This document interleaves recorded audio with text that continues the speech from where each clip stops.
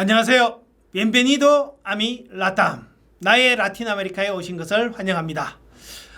지난번에 처음 이제 제 소개를 드렸고요. 이 채널에 대해서 소개를 간단히 드렸습니다. 그리고 오늘은 첫 번째 강의입니다. 제 1강은 개관인데요. 개관 1입니다. 개관 1은 이 중남미를 알려면 일단 그 현지의 언어를 우리가 알아야 되지 않습니까?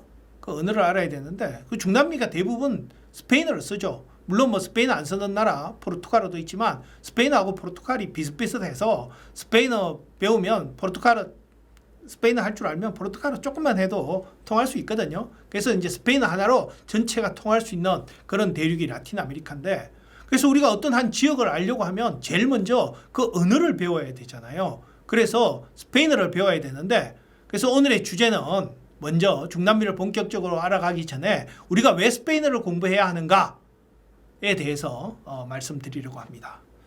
자, 일단 스페인어 사용자 수를 한번 보면요. 여러분들 전 세계에서 가장 많은 사람들이 사용하는 언어가 뭐라고 생각하세요?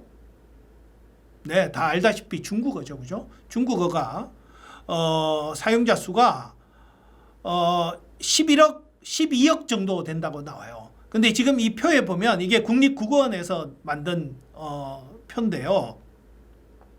이게 모태어로 하는 겁니다. 태어나서 부모님으로부터 처음 배운 언어가 뭐냐, 그 기준으로 잡은 거예요. 그러니까 중국인 수가 뭐 13억, 14억 이렇게 넘어가지만 이 조선족 이런 사람들, 아니면 또 중국 내에서 다양한 소수 인종들이 있잖아요. 소수 종족들이. 그런 사람들은 또 자기들 언어가, 물론 중국어 하지만 자기들 언어가 있을 거 아닙니까? 그런 사람들은 뺀 수치예요. 그래서 한 12억 정도로 되어 있고, 두 번째로 많이 사용하는 언어가 뭐냐? 바로 스페인어입니다.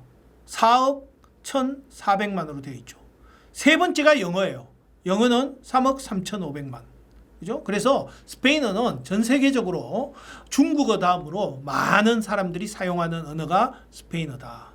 참고로 여러분들 우리나라 언어는 어느 정도 될까요? 우리나라 언어를 사용하는 사람은 7,700만 명으로서 세계에서 13위 정도 되네요. 네. 자, 그 다음에 스페인어 사용 국가 수를 한번 보면요. 사용하는 사람의 수로는 세계에서 두 번째 중국어다로 많고, 사용하는 국가 수로 보면 지금 여기 있는 그림이 유엔에서 사용하는 6개 공식 언어입니다.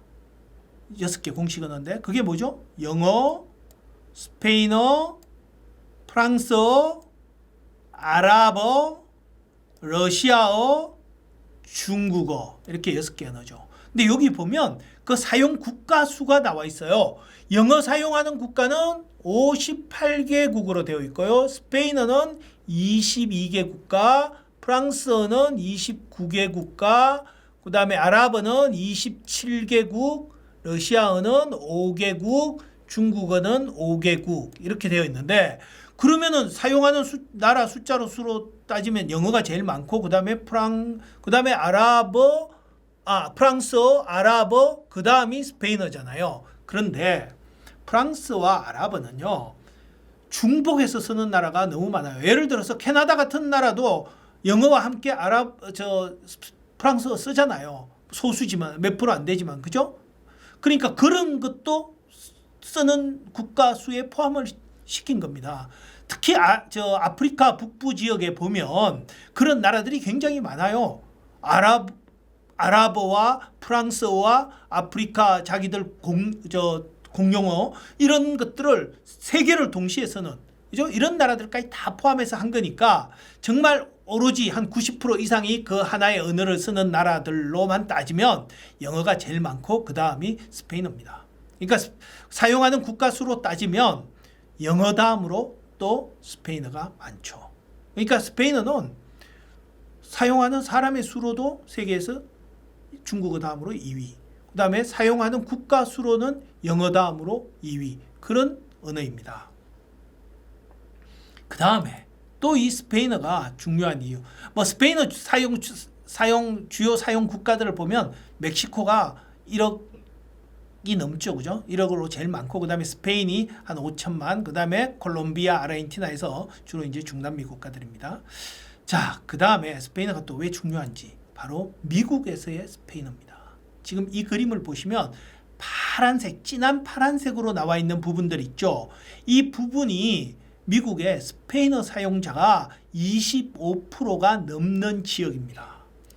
여기 캘리포니아, 뉴멕시코, 아리조나, 텍사스, 플로리다 이런 지역은 스페인어 쓰는 사람들이 30% 이상이 돼요. 근데 말이 30%지 실질적으로 불법 이민자들까지 합치면 아마 한 50% 이상이 스페인어를 쓴다고 해도 과언이 아닐 겁니다. 여러분들 여기 한번 가보세요. 미국의 그 LA 공항이나 달라스 공항 이런 데 가면 저 일하는 사람들 보면 전부 다 자기들끼리 스페인어로 쓰고 있어요. 그러니까 스페인어만 써도 통하는 곳이 바로 이곳입니다.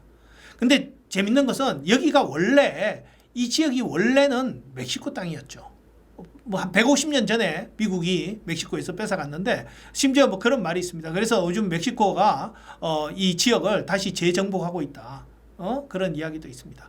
이렇듯이 미국에서도 이 스페인어의 사용자가 굉장히 많습니다. 실제로 한번 보면요. 여러분들 미국은 기본적으로 백인의 나라라고 할 수 있죠. 백인들이 원래 예전에 한 100년 전만 해도 백인이 거의 90%가 넘었어요. 아프리카계 노예로 온 아프리카계들이 한 10%, 그다음에 백인들이 한 90%가 넘는 그런 나라였는데 점차적으로 이 히스패닉이라는 것은 스페인계를 말하죠, 그죠? 히스패닉의 숫자가 늘어나서 지금은 이 히스패닉이 흑인보다 더 많습니다. 아프리카계가 미국에서 한 12% 정도 되고요. 스페인계가 17%예요. 훨씬 더 많죠, 그죠?